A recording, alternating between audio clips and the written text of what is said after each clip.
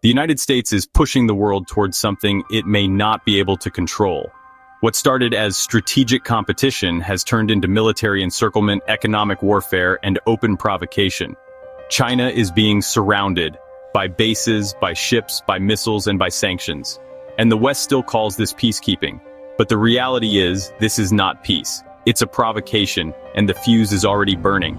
Every week that passes without restraint pushes us one step closer to a confrontation, not just between two countries, but between two nuclear-armed superpowers, in one of the most militarized regions on Earth. And nobody seems to be asking, what happens when the pressure finally explodes? Washington doesn't care, it keeps escalating. Right now, there are over 200 US military installations positioned across the Indo-Pacific that can strike Chinese territory in hours. Japan, South Korea, the Philippines, Australia, every one of these so-called partners is being turned into a forward base for a future war with China. Japan has shifted its entire military doctrine, doubling its defense budget and pledging to acquire long-range missiles that can strike deep into China. Guam has become a floating US arsenal. South Korea is fully wired into the Pentagon's missile shield. This isn't security, it's siege warfare. One base, one missile battery, one alliance at a time. Now ask yourself, what if China did the same to the United States? What if the People's Liberation Army built missile bases in Canada? What if Chinese naval ships docked permanently in Mexico and ran joint drills in the Gulf of Mexico? What if Chinese spy planes flew along the Florida coast or hovered near Los Angeles? The US wouldn't tolerate it for a second. It would call it an existential threat. It would deploy troops, impose sanctions, and likely prepare for war. Yet when the roles are reversed and it's the US surrounding China, the narrative becomes security and freedom. That hypocrisy is not just staggering, it's explosive. Americans would be screaming about sovereignty, media outlets would be in non-stop panic, and military budgets would skyrocket. The public outcry would be instant. But China? China is told to stay calm. It's absurd. Please take a moment to drop a like and subscribe to the channel. And here's the thing, the more the US surrounds China militarily, the more it actually provokes the exact behavior it claims to want to prevent. Victor Gao, one of China's most outspoken policy minds, said it clearly. China does not take a step back when faced with threats. We stand firm. If China feels cornered, it won't kneel. It will build faster, strike harder, and solidify deeper alliances of its own. That's already happening.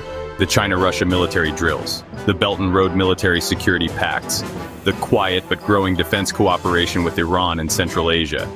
And China isn't doing this out of ambition. It's doing it because it has no other choice. When your adversary builds a cage around you, your options become limited, and eventually the only way out is to push back hard. The US is acting like it can suffocate China without consequences, but China is not Iraq. It is not Syria. This is a superpower with a 5,000-year-old civilization, a world-class military, and a 19 trillion economy. And it sees what's happening. China isn't blind, it sees the encirclement, the sanctions, the provocations, and it's not flinching, it's preparing. Victor Gao said it best. China does not take a step back when faced with threats. We stand firm. He also reminded the West of something it desperately wants to forget. China has been here for 5,000 years. Most of the time there was no United States, and we survived. That is not a poetic metaphor. That is a warning. The deeper issue is this isn't just about the US and China. The whole world is being made unsafe by this confrontation. The US is turning peaceful maritime routes into conflict zones. The Taiwan Strait, one of the busiest trade arteries on Earth, is now packed with warships, missiles, and fighter jets. American spy planes are flying within kilometers of Chinese military installations. Naval standoffs are happening weekly. Chinese jets are scrambling in response. One misfire, one miscommunication, one collision, that's all it will take. And when it happens, the war won't just be in Asia. Markets will crash, supply chains will rupture, energy prices will explode, and the global economy will go into shock. In 2025, this reality seems to be closer than ever. Experts in Beijing are no longer thinking in decades. The view now is that conflict could erupt as soon as 2026 to 2029, not by design, but by accident. As the US keeps flooding the region with arms, allies, and provocations, the risk of something going wrong is just becoming a matter of time. And if you think this is just speculation, in 2025 alone, there were over a dozen close-call incidents involving US and Chinese military aircraft. One false radar signal, one mid-air collision, one accidental shot, and we're in a war that neither side wanted. But once it starts, it will be unstoppable. The US isn't trying to contain China peacefully, it's trying to force a mistake. But China is not reacting emotionally. It's building the tools it needs to survive a full decoupling. By 2028, China is projected to control over 75% of the global rare earths refining market.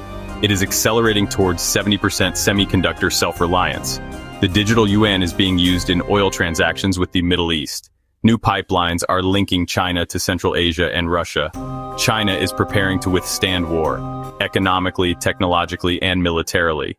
Trump's April 2025 tariffs were just the latest spark. 145% on Chinese chips, 60% on EVs, 100% on solar. And he had the nerve to say, China should obey. What year are we living in? What a joke. And Beijing treated it as such. It slapped tariffs on American soy, oil, gas, and aviation parts. It banned exports of key minerals like gallium and germanium. The world saw a glimpse of what a real tit-for-tat looks like. Victor Gao called it what it is. If the US wants to shut itself off, be my guest. And that's exactly what's happening. The more the US isolates China, the more China builds alternatives. Not handouts, not dependency, but systems of independence, and all the while the US acts like it can poke the dragon without consequence. More weapons to Taiwan, more surveillance flights over the South China Sea, more alliances with Australia, Japan, the Philippines, more pressure. But what happens when China decides enough is enough? What happens when the cost of restraint becomes greater than the cost of action? At that point, it won't be about diplomacy, it'll be about power. And China will respond not with speeches, but with force. And let's not pretend this is all just defense. The US is trying to re-engineer Asia's balance of power, with itself at the center. It wants China surrounded, dependent, and obedient. But the era of obedience is over.